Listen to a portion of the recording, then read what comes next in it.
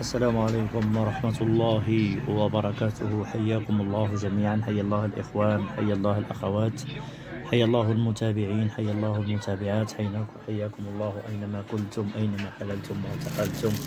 أهلا وسهلا بكم عندنا، وأهلا وسهلا بنا عندكم. نتمنى أن تكونوا في أتم الصحة والعافية، وأن تكونوا بخير وعلى خير. نعتذر عن عدم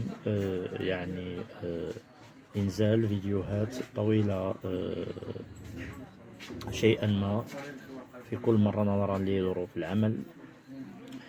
اليوم إن شاء الله سنأتيكم في فيديو يمكن أن يكون طويلا، فاعذرونا، وهو جلب الحبيب، أو سنبدأ في سلسلة كما قلنا لكم، سنبدأ في سلسلة جلب الحبيب على الطبائع الأربع، وهي الترابية والمائية والهوائية والنارية. ومعروف أن الطبائع أربع، وأيضا الأبراج أربع.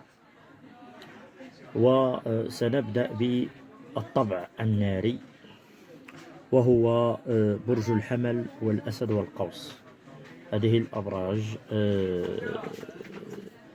هي أبراج نارية، أو طبيعتها نارية، ولذلك نبدأ بها. فإذا كان الحبيب أو الزوج أو أي أحد لا دخل لنا في من هو المهم، فإننا يمكن أن نهيجه ونجلبه بطبيعته، حسب طبيعته. وكنت سأعمل لكم طلسم هذه العزيمة، هذه الطريقة، لكن أظن أنه أغلب الناس لا تستطيع أن تطبق الطلسم أو الجدول كما هو، لذلك سنكتفي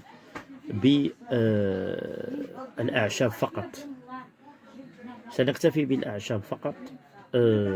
وإذا أردتم أن نعمل أو أصور لكم حلقة حول جدول هذه الطريقة أو جدول الطبيعة النارية، فاكتبوه في التعاليق وسأنفذ لكم طلبكم إن شاء الله. طيب، ما سنحتاجه هو أثر المطلوب. ضروري أنت تطلب شخصا، كيف تجلبه؟ لا بد من أثره، إما صورته أو قطعة ملابسه أو أي شيء عندك أثره. سوف تجد الأثر في الفيسبوك إذا لم يكن عندك إلى آخره. فأغلب الناس وبالأخص المتزوجين يكون عندهم أثر مطلوبهم الذي يطلبونه، سواء كان الرجل للمرأة أو المرأة للرجل.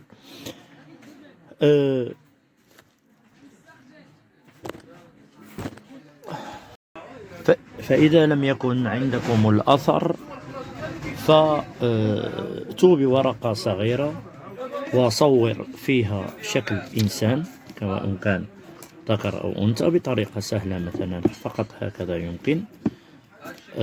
ثم أكتب الاسم واسم الأم واستعمله، ولكن النتيجة لا تكون 100% أو مضمونة كما هو الأثر، سواء كانت صورة أو قطعة من الملابس أو حذاء أو أي شيء. ما هو خصائص جلب وتهييج الحبيب الناري؟ هو أن نستعمل النار، واضح، لكن دائما أمام كل خاصية من خصائص أي نوع نستعمل شيء آخر.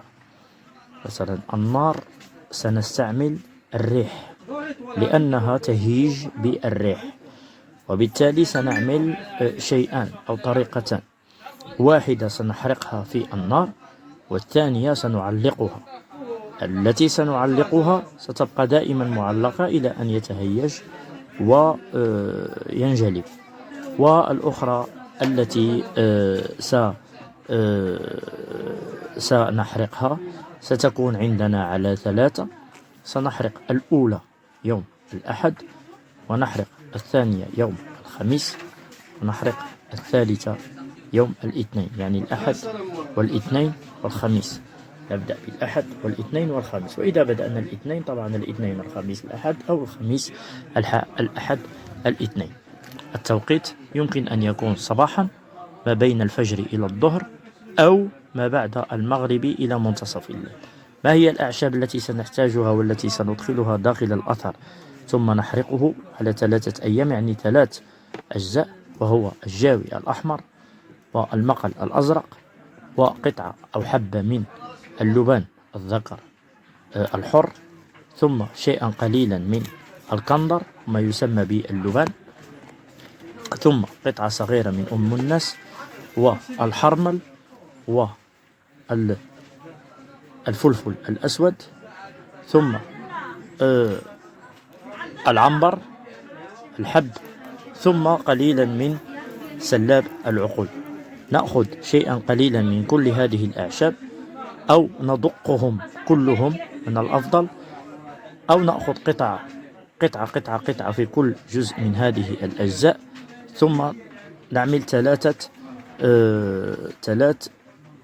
كبائب أو 3، يعني نأتي بقطعة، إذا كان الصور نأتي ب3 صور، إذا كان قطعة الأثر نقسمها على 3، وفي كل مرة نضع شيئا من هذه الأعشاب كلها ونحرقها في الوقت الذي قلنا في تاريخه ووقته، مع تعليق 4. أنا آسف نسيت، نعمل 4، 1 نعلقها في الهواء، و3 نحرقها في أوقاتها وما قلناه وفي يومها ووقتها. أنا آسف، يعني أنا عندي شغل كثير، ويعني ليس عندي وقت، لذلك أعمل الفيديو بصعوبة شديدة، أنا آسف.